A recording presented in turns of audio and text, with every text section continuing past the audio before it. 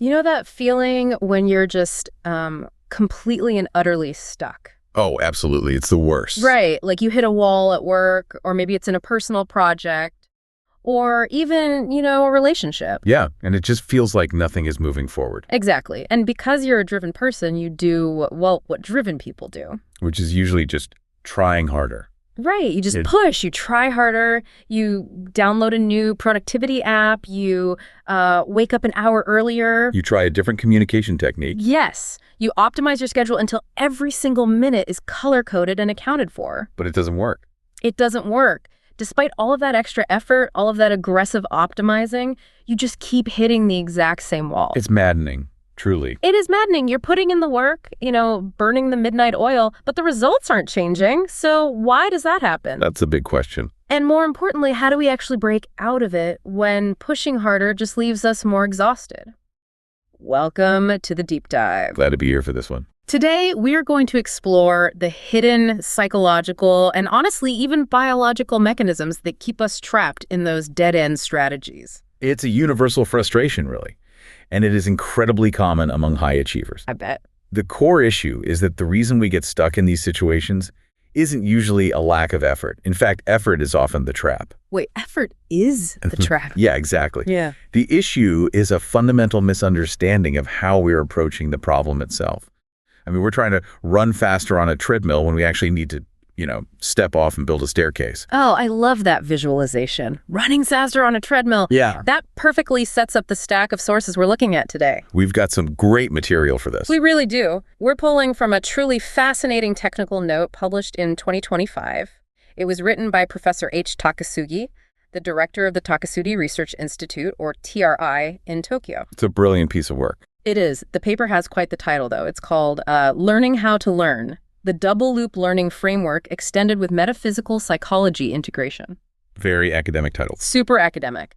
But our mission today isn't just to hand you another, superficial life hack or a time management tip. Right. We're going way deeper than that. We are going to unpack how to fundamentally improve how you approach problems from the ground up. We're going to discover a trainable, scientifically backed way to unlock genuine breakthrough insights. And to really grasp the magnitude of what Takasugi is proposing, it helps to understand the history he's building upon. Where does it all start? Well, the foundation of this paper actually traces back to Harvard Business School, specifically to the pioneering work of the late Dr. Chris Argyris. Okay, Harvard Business School. Got it. Yeah, back in the 1970s and 80s, Argyris was studying organizational behavior. And he observed some of the smartest, most highly educated executives in the world acting in completely irrational ways. Like self-defeating ways. Exactly. Self-defeating ways when their companies face crises.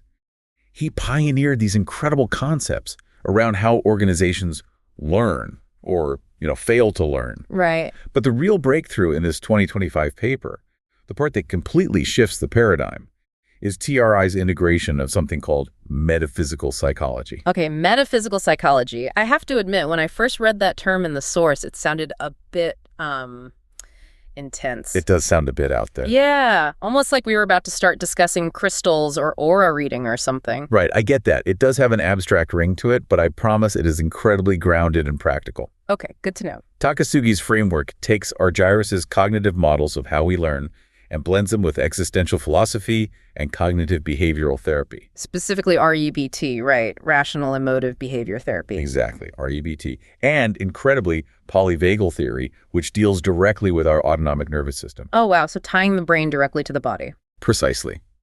What this interdisciplinary approach does is explain not just the mental mechanics of learning, but the actual physiological state of being required to learn. That is fascinating. It finally answers the age-old question. Why do we intellectually know we should change our approach, but in the heat of the moment, when the pressure is on, we simply can't do it? Okay, let's unpack this from the ground up. Because to understand the breakthrough, we first have to understand the baseline, right? Right. We need the foundational concepts. So the paper outlines two completely different types of learning modes. The first is single-loop learning, and the second is double-loop learning. Let's start with the single loop. Yeah, let's do that. Because looking at my own life, that is where I, and probably most of us, live the vast majority of the time. It's the default mode for sure. Single loop learning, or SL, is defined as finding solutions within the strict boundaries of your existing assumptions and methods. Okay. The process is very straightforward, and it's how we're basically taught to solve problems from a very young age. Yeah. You start with an assumption. That assumption dictates your action, and that action produces a result. Assumption, action, result. Makes sense. Exactly. When the result isn't what you wanted, say you fail a test or a product launch flops, what do? You change the action. You change the action. But, crucially, you keep your underlying assumptions entirely unchanged. The paper gives a really grounded example of this, actually, using a student preparing for an exam. Yes, the study method example. Right. Let's say your study method just isn't working. You're getting terrible grades. Single loop learning looks at that bad grade and says, okay, the action was insufficient. So I need to study harder. Exactly. I need to study harder. I need to stay up until 2 a.m. instead of midnight. I need to highlight the textbook in 3 different colors instead of just reading it. You're just doing more of the same thing. Yeah. You are frantically adjusting the action. You're expending way more energy, but you aren't questioning the method of studying itself. The learning mechanism at play there is just trial and error within a fixed, unquestioned framework. Now, it is vital to point out that single-loop learning is not inherently bad. Right. We aren't saying it's useless. Not at all. We don't want to demonize it. It is highly effective for improving efficiency and optimizing known processes. Like if you're on a literal assembly line. Exactly. If you're on an assembly line and a screw isn't going in properly, you adjust the angle of your screwdriver. You apply a bit more pressure. You don't stop the whole factory to reinvent manufacturing? Right. You don't stop the entire factory to fundamentally rethink the philosophical concept of manufacturing. For routine tasks, single loop is exactly what you need. But there's a catch. A big one. When you're dealing with complex, novel, or deeply entrenched problems, single-loop learning is entirely superficial. It only addresses the symptoms, never the disease. Which brings us to the alternative, double-loop learning, or DL. This is where it gets interesting. This is defined as finding solutions by questioning and redefining the very boundaries of our assumptions and methods. The process looks entirely different, right? Completely different. It goes result, leading to metacognition, which leads to examining the assumptions, which then leads to a new action and a new result. So there's a whole extra layer in there. Exactly.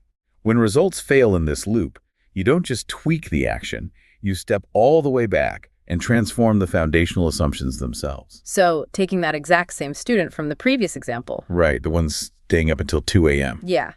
Instead of just drinking more coffee and studying longer, double loop learning means the student stops and asks some much bigger, slightly uncomfortable questions. Like, wait, am I even studying the right material? Yes. Or, do my learning goals for this class actually make sense? Is memorization even the appropriate approach to mastering this specific skill?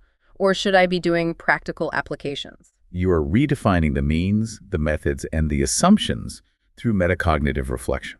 You aren't just doing things right, you are asking if you are doing the right things. That's the perfect way to phrase it. You know, I was really trying to visualize this when I was reading through the source materials, and I kept coming back to video games. Oh, how so? Well, single loop learning is like playing a really difficult video game and getting stuck on a boss fight. You keep dying over and over. So you try different button combos. Exactly. Yeah. You dodge left instead of right. You use your health potion 5 seconds earlier. You swap your sword for a bow. You're desperately trying to find the exact right sequence of actions to win the fight that's been presented to you. Right. You accept the premise of the fight. Exactly. But double loop learning is pausing the game, putting the controller down on the coffee table, and asking, wait, why am I even fighting this boss? Do I have to fight him? Yeah. Is there a dialogue option I missed where I could just talk to him? Is this even the right level for my character? Am I even playing the right game right now? That analogy perfectly captures the structural difference. Yeah. In the video game, as long as you're just mashing buttons faster and trying to optimize your attack timing, you are entirely trapped in the single loop. You're just stuck in the action phase. Right. You've completely accepted the premise of the fight without question. The assumption like, I must kill this boss with violence right now, is invisible to you. It's just the water you're swimming in. Exactly. And again, if it's a straightforward action game, single loop is all you need. But when you are truly stuck in a complex environment, efficiency becomes the enemy of discovery. Wow. Efficiency becomes the enemy of discovery. Yeah, you were just efficiently running into a brick wall. Okay, the video game analogy makes sense to me conceptually. But in the real world, my controller doesn't have a magical pause button. Sadly, it does not. When my boss is yelling at me about a missed deadline or my partner is upset, I usually just panic and mash the buttons faster. We all do. I send more emails, I talk louder, I try harder. What is the actual cognitive bridge that allows us to stop the action and step back to look at the system? That bridge is a specific mental mechanism the paper highlights called metacognition. Metacognition, yeah. Metacognition is, very simply put, thinking about your own thinking. It's the ability to step outside of your own thought process and observe it as if you were a third party. Okay, so observing yourself thinking. Right. The paper points out that engaging in rational thinking is inherently a metacognitive process. When you activate metacognition, you aren't just thinking about the problem in front of you. You are actively examining the lens through which you are viewing that problem. So instead of asking, how do I solve X, you have to ask yourself things like, what underlying assumptions am I making about X? Exactly. Why do I believe this is the only way to proceed? Are my methods actually aligned with my ultimate goals? Yes, you are interrogating your own operating system. You're asking, what framework am I operating within, and who decided this was the right framework? That metacognitive capacity is the literal pause button in your analogy. It pulls you out of the frantic action-result cycle and elevates you to a vantage point where you can see the entire maze. Rather than just the dead end you are currently bumping into. Precise. But this brings up a massive contradiction that the paper dives into, because we all know what it means to reflect. Sure we do. If you ask anyone on the street, hey, should you question your assumptions when things go wrong? They'll say yes. Of course they will. We all know we should do this, so why don't we? The source material gets into the history here, and it introduces a massive psychological roadblock. Going back to Chris Argyris, the Harvard professor. Right. He discovered that intelligent, capable people fail to achieve double-loop learning not because they aren't smart enough to understand metacognition. It's not an intelligence issue at all. No. They fail because of a phenomenon he called defensive reasoning. What's fascinating here is where Argyris' research was so groundbreaking. He found a direct structural parallel between how we protect our egos and how we get stuck in our work. How we protect our egos. Yeah. He observed that when an individual's foundational assumptions are challenged, especially in a professional setting, they do not behave like objective scientists evaluating new data. They don't just look at the facts. No. Instead, they defend their original assumptions aggressively. They deflect, they rationalize, they blame external factors. They put up walls? Exactly. This defensive reasoning is the primary barrier. It literally shuts the door to the double loop. But wait, I have to push back on this a little bit on behalf of anyone listening, because this is where it gets counterintuitive to me. Go for it. Why would questioning a study habit or like a corporate marketing strategy or daily schedule feel like something we need to intensely, aggressively defend? It seems strange, right? It does. We aren't talking about life or death scenarios here. We aren't fighting off a predator. We are talking about workflow efficiency or personal habits. Why on earth does realizing my marketing plan is flawed trigger defensive reasoning? I get why you're pushing back. It seems completely irrational on the surface, doesn't it? Defending a bad study habit seems ridiculous. Totally. But this is exactly the question that opens the door to Professor Takasugi's metaphysical psychology layer. Here we go.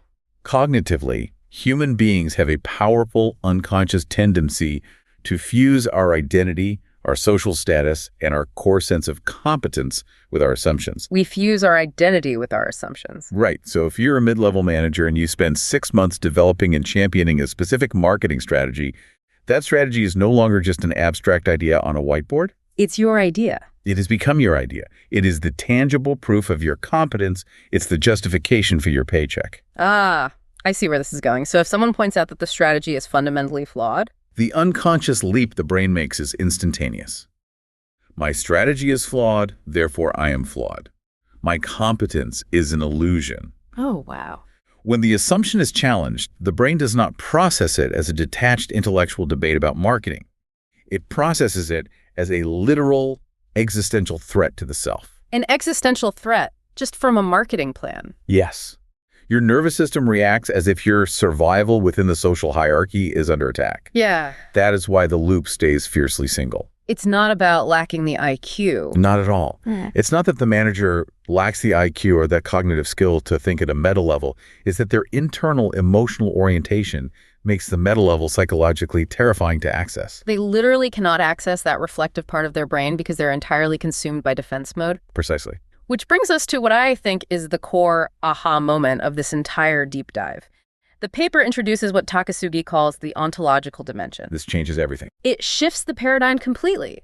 It suggests that double-loop learning isn't just a cognitive skill you can memorize from a textbook. It is an ontological achievement. Yes. Now, before we go further, let's define that, because ontological is a heavy word. It's a mouthful. It essentially means your state of being, right? It's not just what you are thinking, it's how you are existing in that moment. That's a great way to put it. State of being. And Takasugi introduces two specific states of being to explain this: must thinking and want thinking. This is where the integration of metaphysical psychology, REBT, and polyvagal theory really shines. Let's break down those two states. Let's do it. Must thinking, which the paper refers to using the Japanese term nabananu thinking, is a demand-based orientation toward reality. Demand-based. Yeah.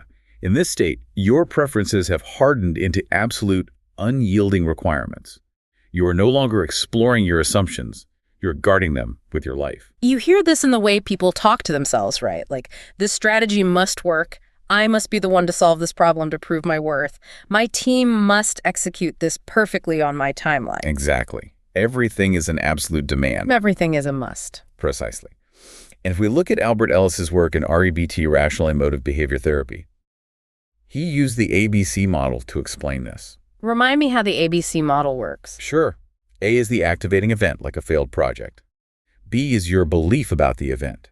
C is the consequence, your emotional reaction. Okay. Event, belief, consequence. The brilliance of REBT is showing that A doesn't cause C. Failing a project doesn't automatically cause crippling anxiety. It doesn't. No. It is your belief, your must thinking, like I must never fail or I am worthless, that causes the anxiety. Oh, I see. Must thinking is the exact same underlying condition as single loop learning, just viewed from a psychological angle. Defensive reasoning is simply must thinking applied to your own cognitive framework. So when a professional is in must mode, their governing assumptions are walled off behind thick armor. Examining them would mean entertaining the possibility that they are wrong, which, in a must mode state of being, feels like psychological annihilation. Here's where it gets really interesting, because the paper contrasts this rigid state with want thinking or eritai thinking. Yes, the alternative.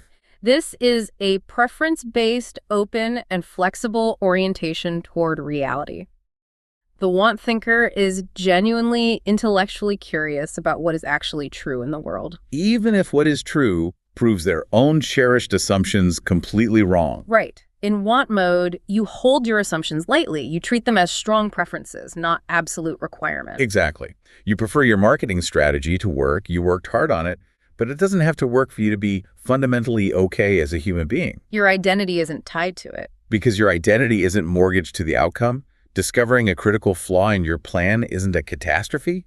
It's just highly interesting data. This state of being, this want mode, is the fertile ontological ground from which double-loop learning naturally emerges. You don't have to force the double loop open against massive internal defensive resistance. It just happens. It opens naturally because your entire system is oriented toward discovering reality rather than protecting your ego. I really want to make sure we hammer home how profound this shift is, because it explains so much wasted corporate training. Oh, absolutely. So much wasted money. Takasugi is essentially saying that you can send an executive to 100 expensive seminars on metacognition. You can teach them all the frameworks, give them flowcharts, teach them the rational thinking diagrams. You give them all the tools. But if they are fundamentally operating in must mode, none of that education matters. In high-stakes situations, they won't be able to use a single ounce of it. Not a bit of it. And this connects directly to the biology you mentioned earlier, the polyvagal theory. The biological component is the missing link that makes this all make sense. Polyvagal theory, developed by Dr. Stephen Porges, looks at our autonomic nervous system. Okay, let's dig into the biology. Very simply, we have a state called the ventral vagal state. This is when we feel safe, socially connected, and grounded. Safe and connected. When you're in this state, your prefrontal cortex, the part of your brain responsible for logic, creativity, and metacognition, is fully online. This is the biological home of want mode. That's the ideal state. But when you perceive a threat, like a client rejecting your proposal, your system can instantly drop into a sympathetic state, fight or flight. I was thinking of a metaphor for this when reading the paper. It's like a high-tech building's emergency lockdown system. Oh, how's that?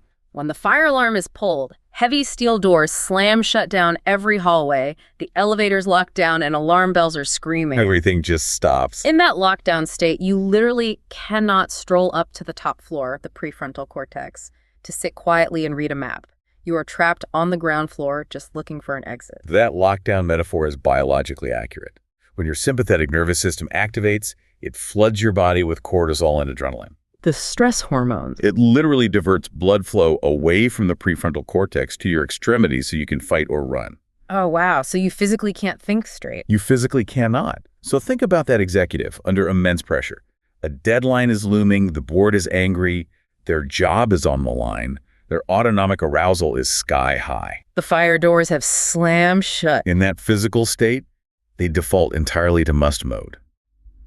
The idea of pausing the game to say, hey, let's metacognitively examine our foundational assumptions about this market sector isn't just difficult. It's impossible. Biologically, it is inaccessible.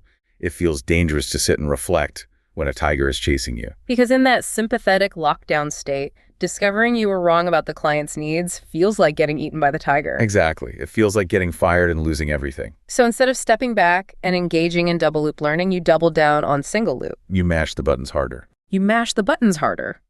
You send 3 more aggressive emails using the exact same flawed communication style, hoping sheer force will change the outcome. This biological and psychological reframing has massive practical implications for how we train leaders and how we manage ourselves. Huge implications. Any intervention or training that only develops cognitive skills without addressing the underlying emotional and physiological state of the learner is doomed to fail. Because the state dictates the access to the skill? Yes. You will produce people who perfectly know how to perform double loop learning on a whiteboard in a calm training room, but who simply can't access that knowledge when the real world pressure hits. So if our gyrus identified the problem decades ago as defensive reasoning, Takasugi's Metaphysical Psychology updates the diagnosis. Right. It says, yes, and defensive reasoning is actually an ontological state of must-mode self-protection driven by autonomic nervous system arousal. To fix it, you can't just teach the logic. No, you have to address the state of being. You have to learn how to shift from must to want, from lockdown to safety. But there is a catch. There is always a catch. And this catch explains a deeply frustrating phenomenon that almost everyone has experienced, whether in a high-powered corporate setting, in personal therapy, or even in a marriage. You're talking about the regression. Yes, the regression. This was a massive question for me. Let's say you actually pull it off. You go to an amazing team off-site retreat. The environment is safe. The vagal tone is calm. Everyone is feeling good. Your team has a huge double loop breakthrough. You realize you've been targeting the wrong demographic for 5 years. You completely redefine your assumptions. Breakthrough achieved. Everyone high fives. You write the new mission statement on a whiteboard. And then 6 months later, you look around and you are right back in the exact same single loop rut. Like it never even happened. The breakthrough just evaporated. Why does that happen? Argyris himself noted this regression as his most troubling finding. And for a long time, it lacked a satisfying structural explanation. People probably just blamed it on laziness. They did. People assumed it was just laziness or a lack of discipline. But Professor Takasugi provides a brilliant explanation through a concept he calls the 6 stages of ontological corruption. The 6 SOC. Or the 6 SOC, yes. It describes the subtle progressive hardening of initially useful flexible cognitive frameworks into rigid must-mode demands. I want to trace how this actually happens in real time. Because it's wild. How does a good, innovative idea go bad? Let's look at an example. I was thinking about a hypothetical guy to make this concrete. Let's invent a mid-level manager. We'll call him Dave. Okay, Dave the manager. Dave is a good guy. He wants to do well. Let's look at Dave through this 6 SOC framework. Let's look at Dave. The process starts in want mode. Let's say it's 2021. The shift to remote work is chaotic, and Dave adopts a new, highly structured Slack communication protocol for his team. Sounds like a good idea. At this stage, Dave says, I think this genuinely serves us right now. Let's try it out. He's open. He is curious. He is in want mode. And then Souse goes in. The protocol works beautifully. It calms the chaos. It's highly successful. Which is a great thing. Dave solved the problem. It is a great thing. Yeah. But this success is exactly where the corruption begins. Wait, success causes the corruption? Because the protocol works, it gets noticed. Dave gets praised by the VP, he gets a bonus. The assumption this Slack protocol is the best way to communicate gradually becomes identified with Dave's personal competence. Oh, I see. He becomes internally known as the guy who fixed our communication. The protocol becomes tied to his status, his professional identity, his sense of security within the organization. It's fusing with his ego. Exactly. Over time, as years pass and the context changes, that initial flexible preference, I want to use this strategy because it seems helpful right now, Yeah. hardens into an absolute requirement. So it turns into a must. We must use this Slack protocol exactly as I designed it because it's who we are, and abandoning it means my past success was a fluke. So fast forward to 2025. The team is back in a hybrid environment. The rigid 2021 Slack protocol is actually choking productivity now. It's outdated. It's causing bottlenecks. People are complaining. But when someone suggests changing it, Dave fights tooth and nail. Because you're attacking Dave, not the protocol. He throws up defensive reasoning. Yeah. He blames the team for not following the protocol properly. You don't just forget how to do double loop learning. What Takasugi calls ontological drift happens. Ontological drift. The very framework that made Dave successful became a fortress that he now has to defend. He became trapped inside his own previous success. That is a perfect illustration of the 6SOC in action. If we connect this to the bigger picture of organizational development, it tells us that a single double-loop intervention like that great offsite retreat is necessary, but it is totally insufficient for long-term adaptation. Can't just do it once. The mechanism of regression isn't amnesia. It's the natural, gravity-like accumulation of organizational praise, identity fusion, and psychological pressures. It just constantly pulls you back. These pressures constantly, relentlessly push us back toward must mode. Therefore, sustaining the capacity for double-loop learning requires sustained ontological maintenance. You have to actively fight the drift. Okay, so how do we fight the drift? If the gravity of success and identity is constantly pulling us down into Dave's must-mode rigidity, what is the jetpack that keeps us elevated? We need a counterforce. Right. The paper introduces a highly specific, trainable antidote. It is called cognitive elasticity. Cognitive elasticity, which the paper refers to as Binchiteki Denryokusai, is defined as the capacity of your cognitive psychological system to absorb perturbation. Perturbation meaning? Any kind of disconfirming information, competing frameworks, ambiguity, or direct challenges to your core assumptions. It is the ability to absorb that shock to the system without falling into one of two extreme failure modes. And those failure modes are rigidity and collapse. Let's talk about rigidity first. Rigidity is exactly what we've been talking about with Dave.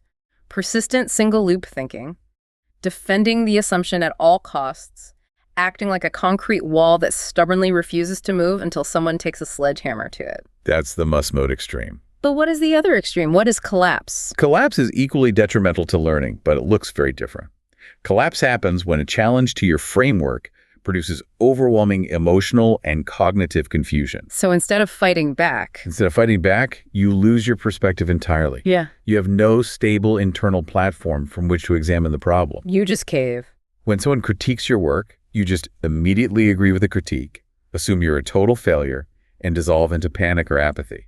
You abandon your agency. Wow, so neither of those work. Neither the concrete wall of rigidity nor the puddle of collapse allows for actual double-loop learning. The paper uses a really specific physical metaphor here to describe what healthy cognitive elasticity actually looks like, and I absolutely loved it. The alloy metaphor. Yes. It compares the ideal mind to a shape memory alloy.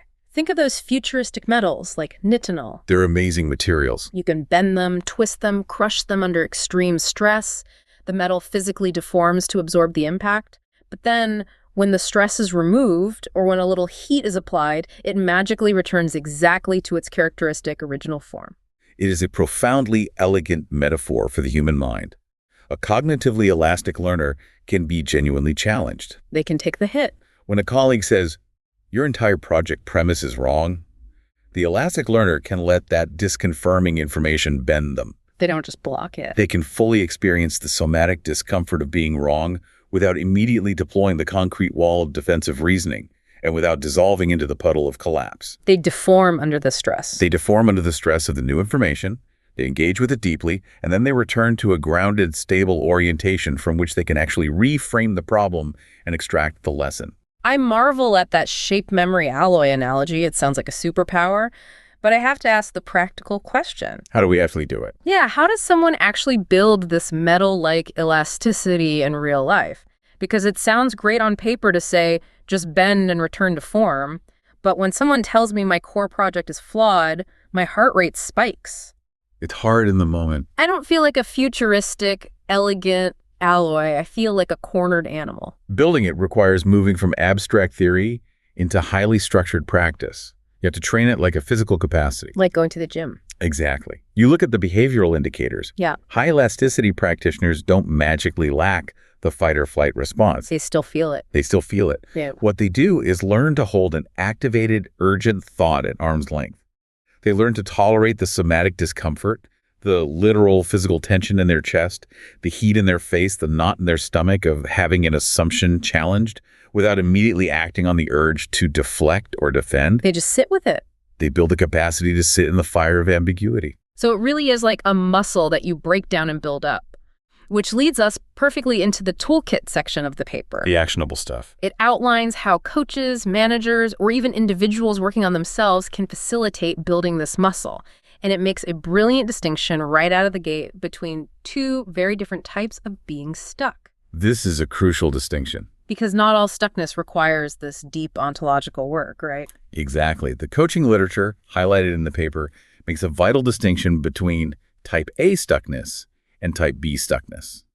If you misdiagnose the type of stuckness, you will use the wrong tool and make the problem worse. Let's start with type A. Type A is being stuck in execution. This is a classic single loop issue. The assumptions are fine. The person knows exactly what they need to do, the assumptions are sound, but they just aren't doing it. Maybe they need external accountability, maybe they need a burst of motivation, or maybe they just need to be trained on a specific technical skill. Yeah. The coaching or managing here focuses entirely on action and implementation. You say, here is a better schedule, let's set a firm check-in for Friday at noon. But type B is fundamentally different. Type B is being stuck in thinking. This is the double loop issue. The thinking itself is the wall. The person's framework itself is creating the impassable wall. Their underlying assumptions make the problem entirely unsolvable within the current parameters, no matter how hard they work. The source text gives a very relatable career coaching example that I want to dig into. It's a great example. Let's say a client comes to a career coach and says, I am incredibly frustrated. I need to find the perfect career that uses 100% of my diverse skills, my writing, my coding, and my public speaking. If an inexperienced coach treats that as a type A problem, a single loop execution issue, they will say, great, I hear your requirement.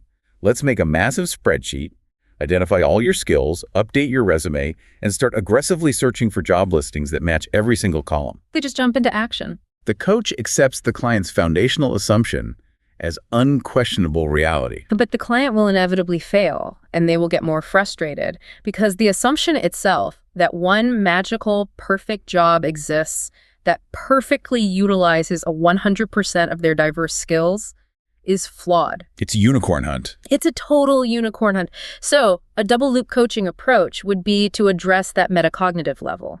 The coach would pause the job search and ask, what makes you believe there must be one perfect match? Questioning the premise. What if we question the assumption that a single career must use all your skills? What if you used your coding at work and your public speaking in a volunteer role? That is the standard double loop intervention.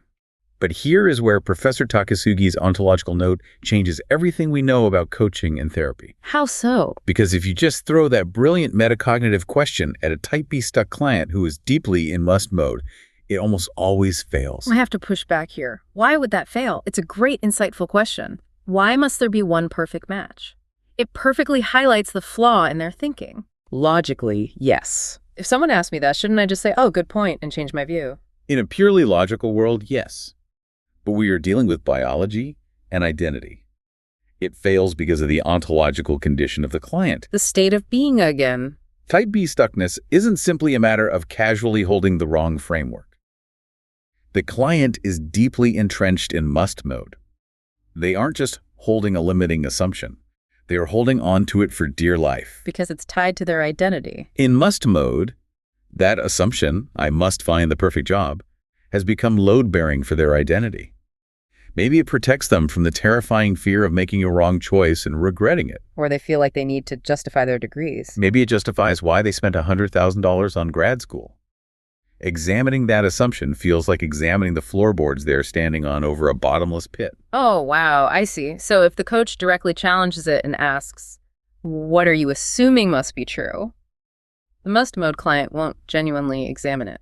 They can't. They aren't in the shape memory alloy state. They are in the concrete wall state. Exactly. They will just rationalize it and defend the wall. They will say, well, because I went to grad school for this, and if I don't use all the skills, I wasted my money, and I refuse to be a failure. Are you telling me I should just settle? They get defensive. They process the coach's metacognitive question through their defensive framework, rather than thinking about the framework. The defense mechanisms just co-opt the reflection. The brilliant metacognitive question just bounces off a closed system. Precisely. Therefore, the core takeaway for any manager, coach, or individual is this. The ontological preparation must precede the cognitive intervention. You have to prep the ground first. The coach has to lower the biological and emotional threat level first.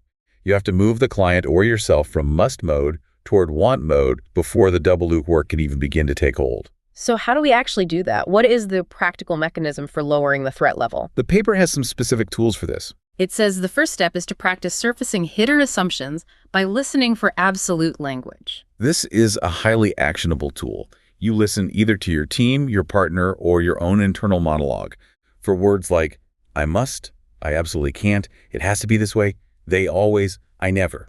Absolute binary language. This absolute binary language is the linguistic signature of must thinking. When you notice this language, the trick is that you do not immediately argue with it. Because arguing triggers the wall. Arguing triggers the defensive lockdown. Instead, you reflect it back clearly, with a neutral, non-judgmental tone. Like, I'm hearing you say that the next career move absolutely must use all your skills. I'm curious, where does that heavy must come from? Exactly. Just hearing their own absolute must language reflected back to them creates a moment of cognitive defamiliarization. It makes the invisible visible. The invisible frame suddenly becomes visible as a frame, rather than just feeling like objective reality.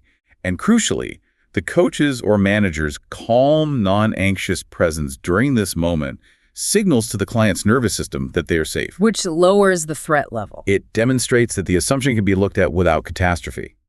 The biological threat level drops, the vagal tone improves, the system opens up. The paper ties this heavily to the rational thinking process, the GT or good thinking cycle from REBT that we mentioned earlier. All right, identify, examine. Identify the thought, examine it, transform it, test it.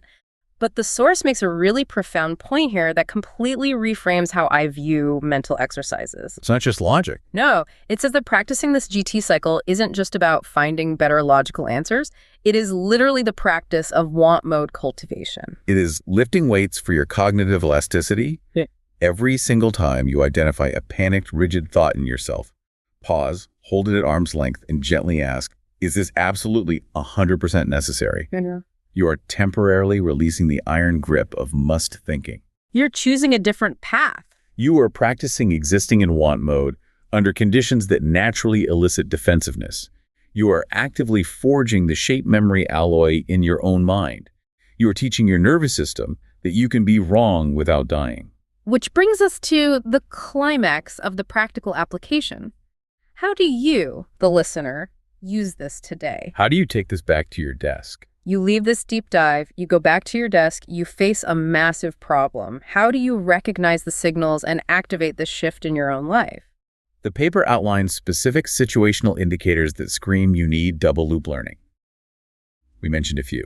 Trying 3 different solutions but hitting the exact same wall. The feeling of just rearranging deck chairs on the Titanic? Exactly. Or noticing that all the different solutions you are brainstorming secretly share the exact same underlying assumption. But the most important indicator isn't situational, is it? No, it's the ontological indicator. It's a phenomenological signature within your own body. Phenomenological signature, meaning what it physically feels like.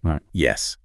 Pay close attention to how you react physically and emotionally when someone challenges your approach or gives you negative feedback. Do you react with genuine, open curiosity? Or do you react with immediate irritation, a dismissive eye roll, or a rapid-fire counter-argument forming in your head before they even finish speaking. I definitely know that feeling. If you feel that hot flash of irritation and that immediate urge to rapidly counter-argue, that is the literal biological sensation of must mode activating. The fire doors are slamming shut. The fire doors are slamming shut. The assumption is being defended, not examined. The loop is closed. When you feel that irritation, and we all feel it, you are supposed to activate the shift. Pause and zoom out. Name your assumptions, question the boundaries. That's the goal. But how? How do you force a pause when every fiber of your being is screaming at you to fight back and prove you are right? This raises the most important question of the entire framework. How do you actually pause when your sympathetic nervous system is engaged? Because your body wants to fight. The source material specifically points away from cognitive tricks and points directly to somatic grounding and mindfulness. You literally have to calm the physical body down first. Yes. To move from the rigidity of must to the openness of want, you have to reduce the autonomic arousal. You cannot outthink a panicked nervous system. You can't outthink it. You take a slow, deep breath to engage the vagus nerve. You notice the physical tension in your jaw or your shoulders, and you consciously release it. Ground yourself physically. You deliberately reduce the existential stakes of the moment. You ask yourself, what if this assumption being false were actually an interesting puzzle rather than a catastrophic failure? Reframe the threat. You actively cultivate curiosity about the problem instead of performance anxiety about the solution. The instruction to pause and zoom out isn't just a mental step on a flowchart. It's an ontological preparation. It is a profound ontological preparation. You are literally changing your physical state of being so your brain can access the higher level of metacognitive thinking. That is absolutely incredible. It bridges the gap between the mind and the body in a way that productivity advice rarely does. It really does. So, to bring it all together for the listener, moving beyond the exhausting, superficial tweaking of single-loop learning and achieving the genuine breakthrough insights of double-loop learning requires a lot more than just being smart or working harder. Much more. It requires a fundamental ontological shift.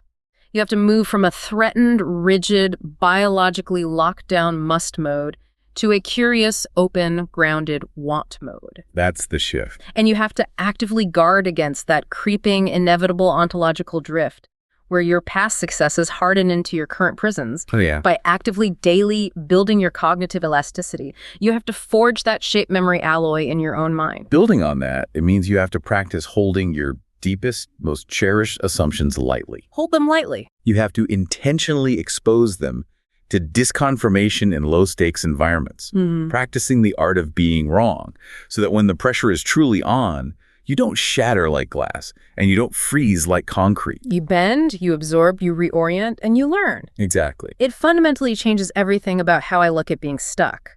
I'm not just stuck on a problem, I am stuck in a state of being. That's a powerful realization. But as we wrap up, I want to leave you, the listener, with a provocative thought that builds on what Professor Takasugi wrote, but takes it even further into our daily reality. Where are you going with this? Well, we have spent this whole time talking about how individuals, like our hypothetical Dave, and organizations get trapped in must mode. But think about society at large for a second. Oh, society at large. Look at our current cultural debates. Look at the way we argue on the internet, or the absolute gridlock in our politics. How much of our global societal gridlock is just massive collective type B stuckness? That is a chilling, but I think highly accurate extrapolation of the theory. We are looking at entire societies operating in a state of chronic defensive must mode. Everyone's underlying assumptions have become completely load-bearing for their political, tribal, or social identities. No one is in want mode. We are literally biologically unable to access the collective double-loop learning we desperately need to solve our biggest existential crises, like climate change or economic inequality, because we are entirely consumed by defensive reasoning. We're just locked in. We are just mashing the buttons harder on the single loop, screaming at each other with greater efficiency. That's exactly what it looks like. So the next time you feel that hot flash of irritation, the next time you feel the overwhelming urge to rapidly counter-argue a viewpoint online or at the dinner table, pause. Take that breath. Take that breath. Ask yourself, are you defending your assumptions because they absolutely must be true for you to be okay? Or are you grounded enough and genuinely curious enough to find out if they actually are true? Something to really think about. Thank you for joining us on this deep dive. Keep asking the big questions, keep testing those boundaries, and above all, stay curious.